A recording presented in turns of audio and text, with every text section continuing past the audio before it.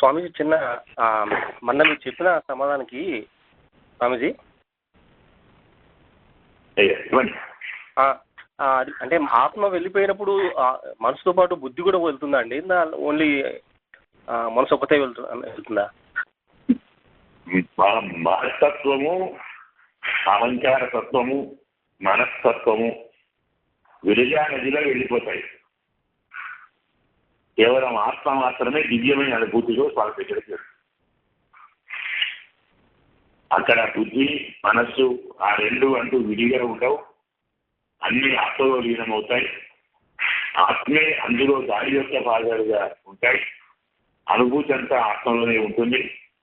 పరమాత్మను చేరినప్పుడు అనుభవించడానికి వేరే మనస్సుతో పనిలేదు, వేరే బుద్ధితో పనిలేదు, వేరే చిత్తవృత్తితో పనిలేదు. ఇవన్నీ ఆత్మలోనే ఉంటాయి, ఆత్మతోనే ఉంటాయి.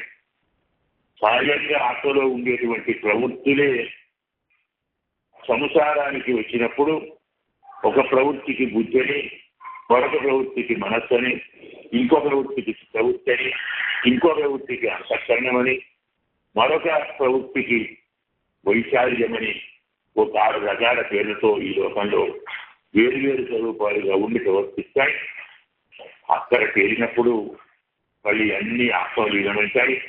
ఈ ఆత్మ పరమాత్మలో లీనమవుతాం. పరమాత్మను చేరి పరమాత్మ కైంకర్యం చేస్తున్నప్పుడు మనం అలవాటు చెప్పిన మనస్సు ఆత్మ మాటలు మాట్లాడినా అన్ని ఆత్మే. న్యాయంగా ఆత్మే మనస్సు, ఆత్మే బుద్ధి, ఆత్మే అంతఃకరణము, ఆత్మే అంతఃకరణ ప్రవృత్తి.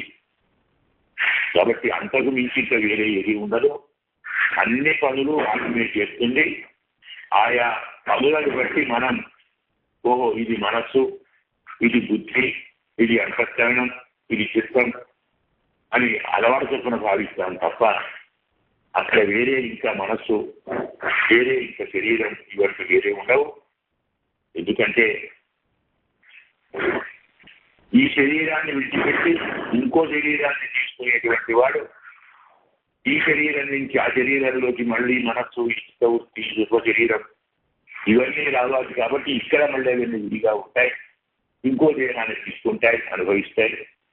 మళ్ళీ ఇంకో దేహంతో ఇక్కడ పనిలేదు. కాబట్టి ప్రకృతి సంబంధం ఉన్నంత వరకే మనస్సు కానీ బుద్ధి కానీ ప్రకృతి కదా మహత్తత్వం నుంచే వచ్చింది, మనస్సు ప్రకృతి నుంచే వచ్చింది, బుద్ధి ప్రకృతి నుంచే ఇవన్నీ చేరి మనం ప్రకృతిని దాటిపోయాం. మోక్షం అంటే ప్రకృతిని దాటి వెళ్ళాం, ప్రకృతి అతీతులమయ్యాం. కాబట్టి మనకి ఇక ప్రభుత్వ సంబంధం ఉండదు. మళ్ళీ మనస్సు ఉంది అంటే అర్థం ప్రభుత్వ సంబంధం ఉన్నట్టే, బుద్ధి ఉంది అంటే ప్రభుత్వ సంబంధం ఉన్నట్టే. కాబట్టి పరమాత్మ దగ్గర వేరే మనస్సు, వేరే బుద్ధి, వేరే చిత్తం, వేరే అంతఃకరణ ఏ ఉండదు. ఆత్మ యొక్క ఒక్కొక్క ప్రవృత్తికి ఒక్కొక్క పేరు మనం పెట్టుకుంటాం. అన్ని అక్కడ ఉండేది ఆత్మ పరమాత్మే, మరోటి లేదు, మరేదీ లేదు.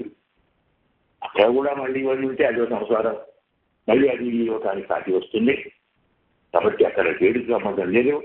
పరమాత్మ జీవాత్మ ఎత్తైత్వం ఏడు పిరవిత్వం ఉందన్నవాడుతోనే ఉనకే నామాడు చేయమని తిరుప్పావులు అన్నట్టు చెప్తుంది.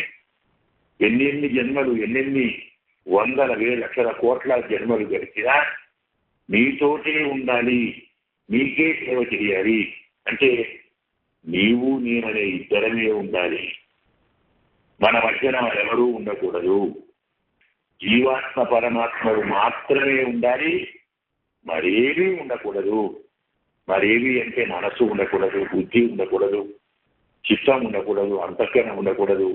ఆత్మ పరమాత్మ మాత్రమే ఉండాలి. ఆటాడన మనకు తిరుప్పావులో కూడా చెప్తుంది.